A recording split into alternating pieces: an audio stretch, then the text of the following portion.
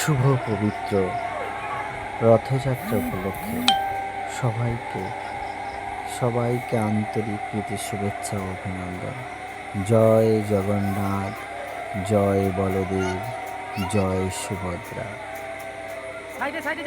আমাদের এখানে যে বিগ্রহটি দেখতে পাচ্ছেন, এটি বলদেবের বিগ্রহ।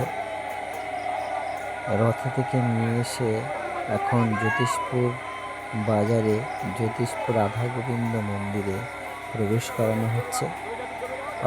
অতএব জগন্নাথ দেব, বলদেব, সুভদ্রা দেবী এখন মাসির বাড়িতে 8 দিন ব্যাপী বিরাজমান থাকবে। অন্নসহ প্রসাদ নিবেদন করা হবে এবং ওনারা পূর্ণ রথে অর্থাৎ উল্টো রথে আবার নিজ গৃহে প্রত্যাবর্তন করবেন।